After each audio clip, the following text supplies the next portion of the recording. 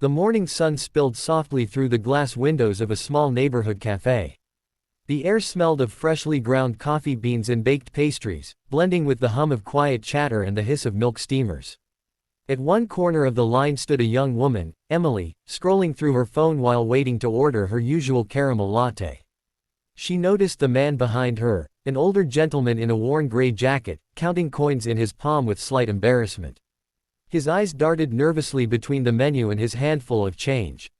When it was Emily's turn, she smiled at the barista and said, "Can I get my latte, and whatever he's having, too?" The barista raised an eyebrow, but Emily only smiled wider. "Just put it on my card. Don't tell him until I've gone." She paid, picked up her cup, and left quietly before the man even noticed. A few moments later, the man stepped forward and placed his order, a small black coffee. When he tried to hand over his coins, the barista shook her head with a warm smile. "It's already paid for." The man blinked in surprise. "What do you mean?" he asked, genuinely confused. "Someone ahead of you covered it," she said. He looked toward the door, catching only a glimpse of the morning light where Emily had just walked out. His lips trembled into a smile, a look of wonder overtaking his tired expression. "People still do that," he murmured. He picked up his cup, his eyes suddenly brighter, and sat by the window. He took a slow sip, feeling a warmth that came not from the coffee, but from a stranger's small act that reminded him there was still kindness in the world. Across town that same day, the weather had turned gray and drizzly by late afternoon. The streets glistened with puddles reflecting the glow of traffic lights. A man named Daniel, on his way home from work, spotted an elderly woman at the edge of a crosswalk. She clutched a grocery bag in each hand and struggled to balance an umbrella that was flipping inside out in the wind. Without hesitation, Daniel jogged over, splashing through puddles. "Let me help you," he said gently, taking one of her bags before she could protest. The woman looked startled at first, then gave a small nod. "Oh, thank you, dear," she said, her voice trembling slightly. They began crossing the street together, Daniel holding the umbrella over both their heads. The woman's steps were slow and careful. She sighed softly, saying, "My son usually helps me, but he moved away last year. I've been doing this alone since." Daniel smiled kindly. "You're doing great," he said, adjusting his grip on the bags. When they reached the other side, she turned to him, eyes shining with gratitude. "You remind me of him," she said, her voice breaking just a little. Daniel felt his chest tighten, touched by her words. He handed her the groceries and smiled. "Take care of yourself, okay?" She nodded, and as he turned to leave, she called out, "You've made my day, young man." Daniel smiled as he walked away, feeling lighter than he had in weeks, the rain no longer bothering him. Sometimes, he thought, it only takes a few minutes to make someone's world a little easier. In the park downtown, where golden leaves fluttered across green lawns, a small group of friends had gathered with handmade signs that read, "Free hugs," and, "You're awesome." The air was filled with laughter and music from a nearby street performer. They stood near a fountain, smiling at passers-by and holding out their arms. At first, most people just walked by with polite smiles or puzzled looks. Then an elderly man in a fedora chuckled and said, "Why not?" He stepped forward, gave one of them a hug, and laughed heartily. That broke the ice. Soon, others joined in, joggers, couples, kids on bikes.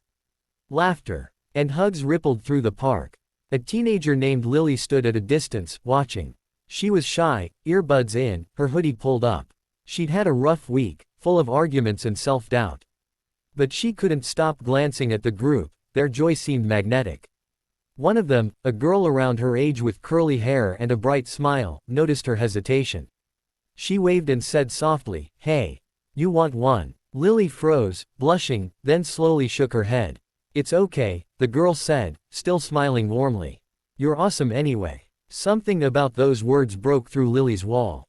She hesitated, then took a small step forward. "Maybe, just one," she said quietly. The girl's smile widened, and she opened her arms.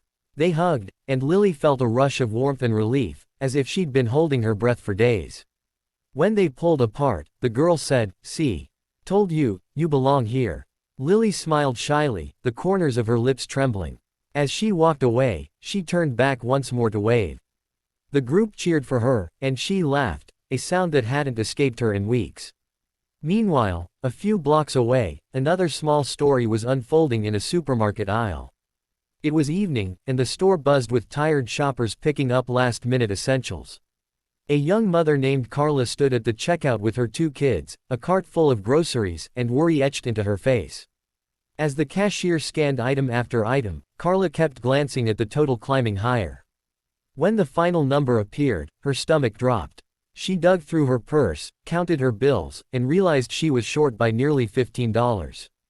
Her daughter tugged her sleeve and whispered, "Mommy, it's okay, we don't need the cookies."